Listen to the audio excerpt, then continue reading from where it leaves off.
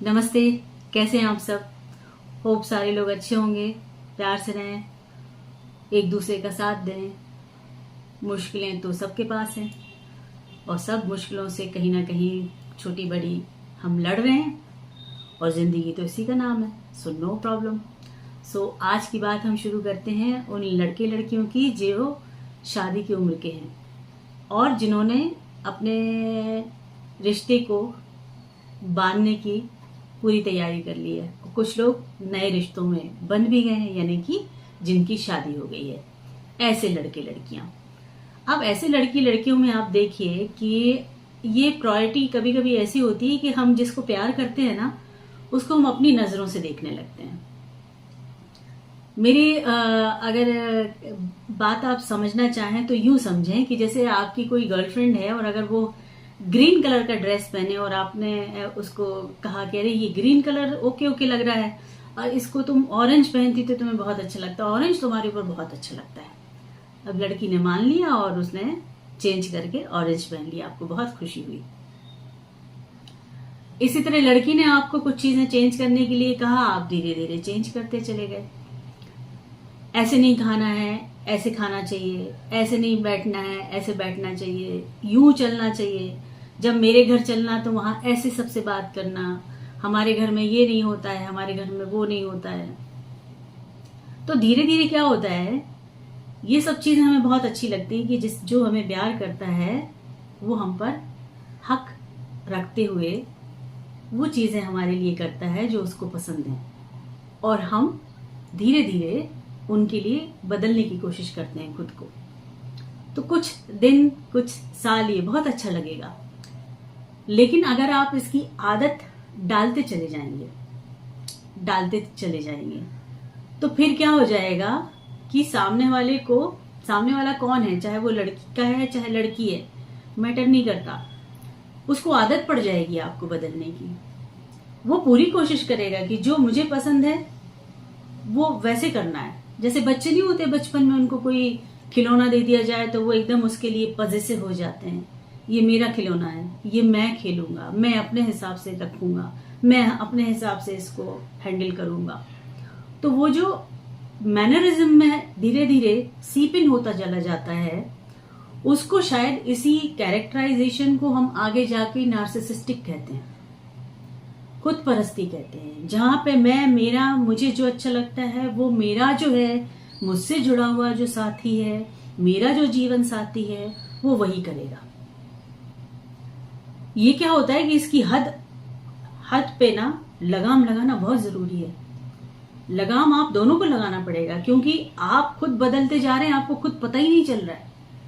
आप धीरे धीरे सामने वाले को अपनी उंगलियों पे नचाना शुरू कर देते हैं, क्योंकि आपको लगता है कि उसने सामने वाले ने तो सुन लिया, उसने जैसा आपने कहा वो वैसे ही कर रही है, या लड़की ने जैसा कहा लड़का वैसे ही कर रहा है, बेचारा अपने हिसाब से जो कर रहा है। ऐसा नहीं है कि ये जो टर्म है खुद परस्ती की, नार्सिसिस्टिक बिहेवियर वाले लोगों की, वो सिर्फ आदमियों में पाई जाती है, बिल्कुल नहीं। औरतें भी बहुत इसी कैरेक्टर से जुड़ी होती हैं, जहां पे पूरी तरीके से वो घर को के निजाम को चलाती हैं।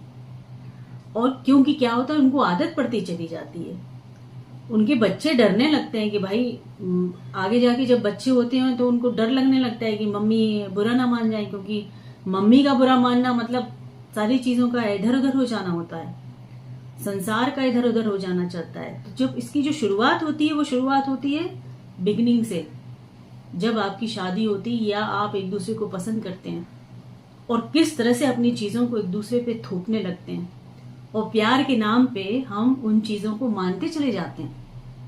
हम हर चीज अपने पार्टनर के पॉइंट ऑफ व्यू को देखते हुए, उसको प्यार का नाम देते हुए सारी चीजें करने लगते हैं।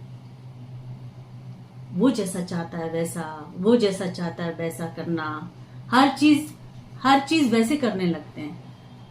तो चक्कर ये है कि ये है तो वो वाला टर्म कि सामने वाला हमें अपना समझता है, लेकिन ये जो अपना समझने वाला पॉजिटिवनेस है, इसी को ही हम अगर इसका हाई पावर का डोज होगा ना तो वो खुद परस्ती कहलाता है, नार्सिसिस्टिक बिहेवियर कहलाता है। और जब ये एक्सट्रीम हो जाता है तो आप जिससे प्यार करके जुड़े हुए हैं, जिससे शादी की है, आप उसके साथ रहना ही पसंद नहीं करेंगे। आप घबराने लगेंगे, आपको उसके प्यार से डर लगने लगेगा। आपको लगेगा कि बाप रे, मतलब मैं अपने जैसी हूं ही नहीं, या मैं अपने जैसा बचा ही नहीं हूं, मैं तो ऐसा था नहीं, ये मैंने खुद को क्या कर दिया।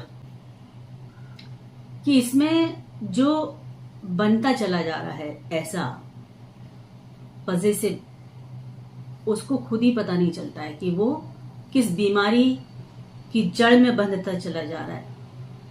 और उसको बदलना बड़ा मुश्किल हो जाएगा, वो नहीं बदल पाएगा, क्योंकि जड़ें जब जमीन से जुड़ने लगती है ना, तो उस पेड़ को हिलाना बड़ा मुश्किल होता है।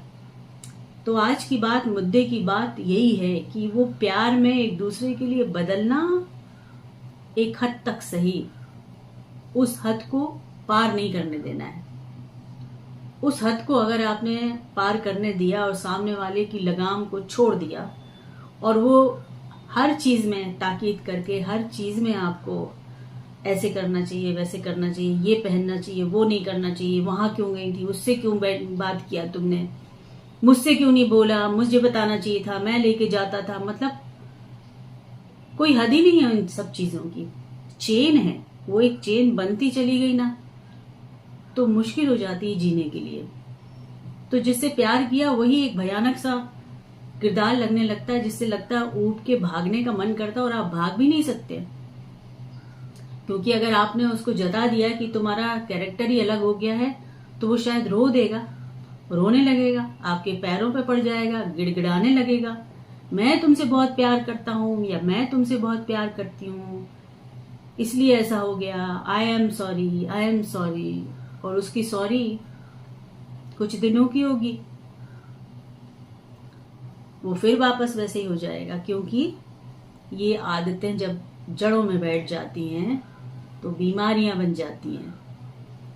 तो सिंपल सी चीज है, ध्यान से अपने रिश्तों को ग्रो करें, ध्यान से सोच समझ के, कौन सी चीज लॉन्ग रन में आपके साथ जा सकती है, कौन सी चीज आपके साथ नहीं जा सकती है, कौन सी चीज प्रैक्टिकल है।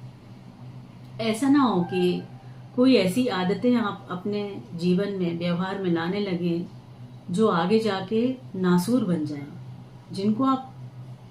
जिनके साथ रह ना पाए आप, आपका सोना जागना बेकार हो जाए, आपके दिन रात खराब हो जाए, आपकी रातों की नींद खराब हो जाए।